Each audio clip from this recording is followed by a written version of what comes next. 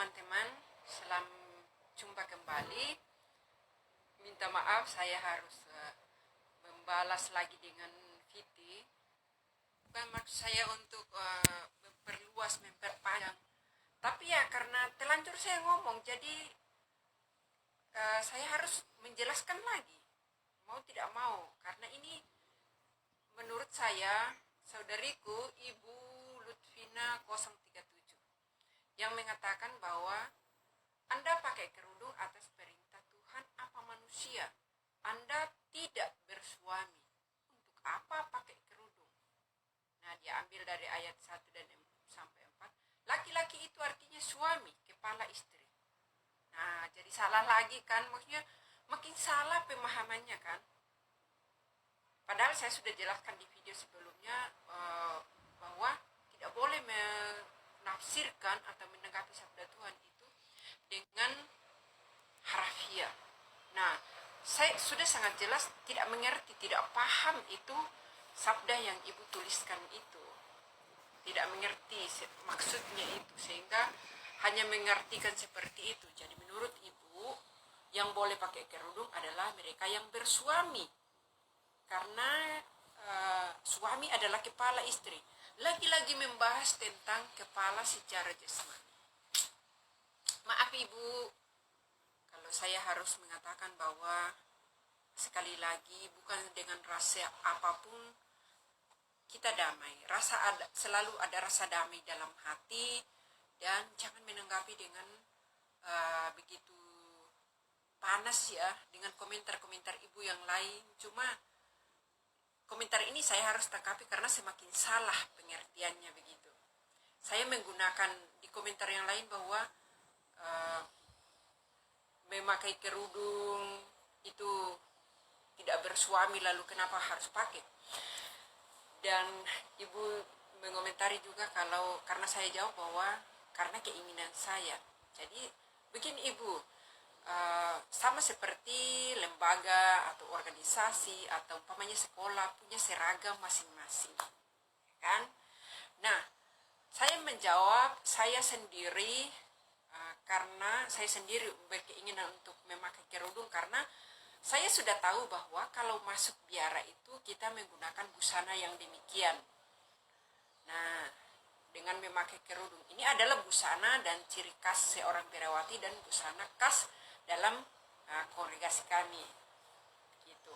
Nah, karena saya sendiri yang berkeinginan masuk biara tanpa disuruh, tanpa diminta, dan tanpa apa-apa adalah keinginan saya sendiri, maka saya jawab ibu atas keinginan saya sendiri begitu. Jadi tanpa perintah siapa-siapa.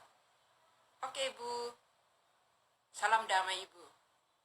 Saya tidak menyalahkan, dan ingat saya tidak pernah menyalahkan saudariku Mbak Bikana atau siapapun yang memakai hijab atau memakai tutup kepala. Tidak, saya kan hanya menjelaskan ya, yang saudara-saudara banyak yang mempertanyakan apakah itu yang Katolik juga pakai hijab, maka saya mengatakan bukan. Yang dipakai Katolik itu namanya mantila. Gitu ibuku, saudariku. Oke. Terima kasih. Terima kasih Romo untuk tanggapannya atas video yang saya buat tentang orang yang selalu menafsirkan secara harafiah yang diambil dari 1 Korintus bab 11 ayat 5 sampai 6 tentang penutup kepala, yang orang menanggapinya secara harafiah dan jauh sekali dari maksud yang sebenarnya. Dan untuk teman-teman semua, bagi teman-teman yang mungkin belum mengerti, saya persilakan share video itu supaya banyak orang juga jangan salah tanggap atau jangan salah mengerti tentang ayat itu, supaya orang jangan jadikan sebagai senjata hanya untuk membenarkan diri, padahal jauh dari maksud sabda Tuhan. Terima kasih Romo. Halo saudara dan sahabatku sekalian, salam sehat selalu, apa kabar semuanya? Kali ini saya mau membuat video ini untuk menanggapi beberapa teman yang sering menafsirkan ayat dari kitab suci secara harafiah, yang penafsirannya sangat jauh dari apa yang dimaksudkan oleh atau apa yang dimaksudkan sabda Tuhan itu. Jadi teman-teman, pertama-tama saya mau sampaikan kepada khusus kepada saudara-saudariku umat Katolik supaya jangan menafsirkan kitab suci secara harafiah atau sesuka hati. Karena di dalam gereja Katolik menafsirkan kitab suci itu tidak segampang itu, teman-teman. Para ahli menafsirkannya itu ada orang yang khusus menafsirkan itu supaya tidak salah, karena ditinjau dari berbagai segi, umpamanya dari segi teologisnya, sosiologis, konteksnya, dan berbagai macam.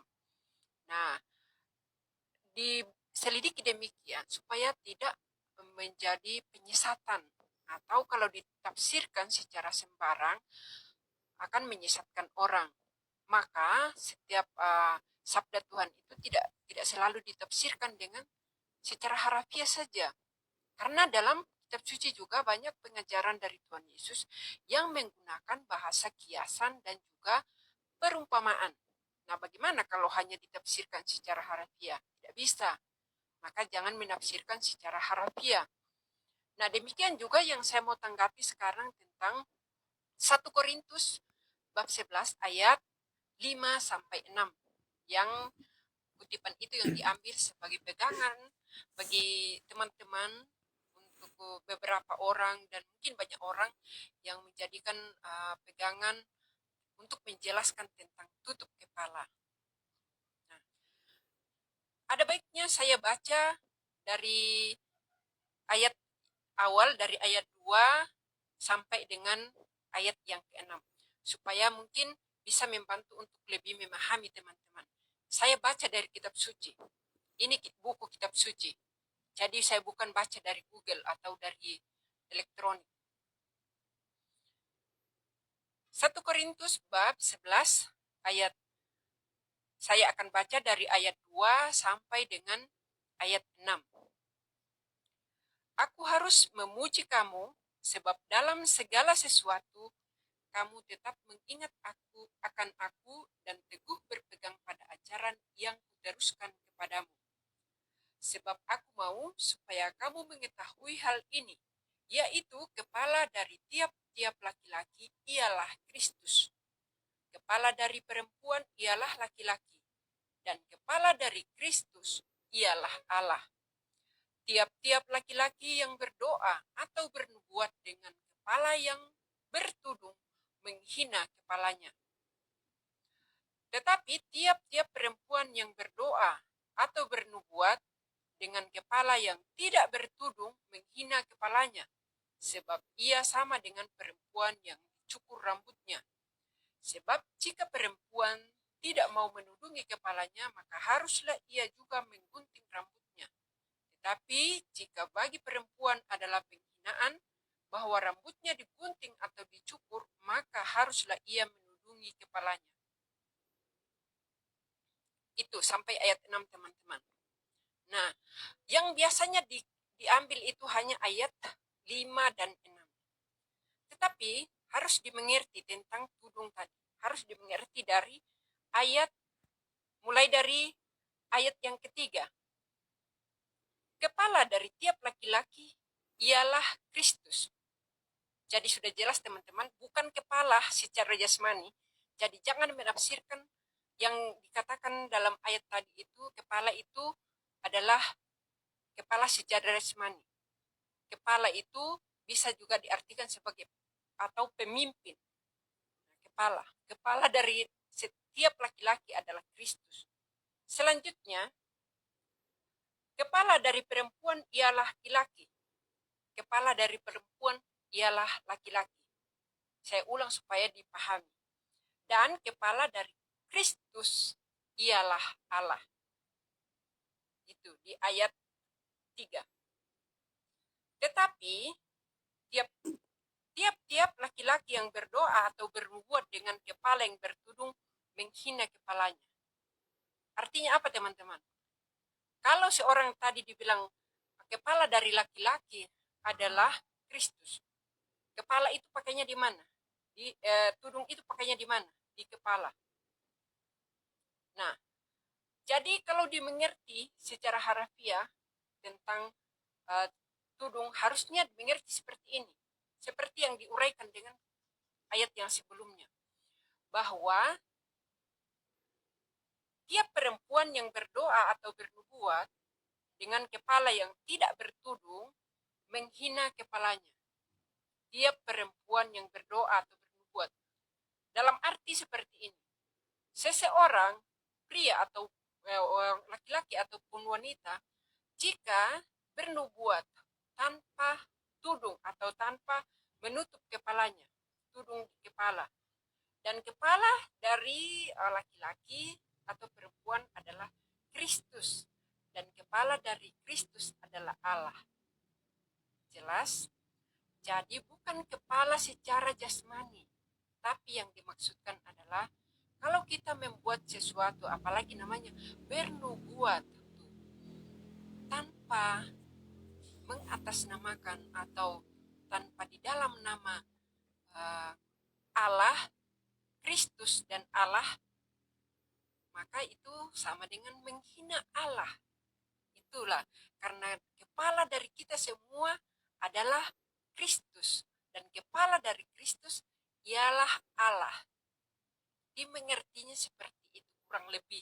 Ini hanya saya secara praktisnya saja menguraikan praktisnya saja supaya bisa dimengerti, supaya jangan diartikan secara harafiah tentang kepala yang bertudung. Yang dimaksudkan sebagai kepala adalah Kristus dan kepala dari Kristus adalah Allah. Di atas semuanya adalah Allah. Kristus sebagai putra yang disebut dengan Allah Putra dan Allah Bapa. Jadi Allah sebagai kepala dan kita anggotanya. Gitu teman-teman, jangan diartikan lagi secara harafiah ya. Semoga bisa membantu. Mungkin ada yang bisa lebih memperjelas lagi, mungkin ada Romo atau siapa, tolong bantu untuk lebih memperjelas lagi. Terima kasih teman-teman.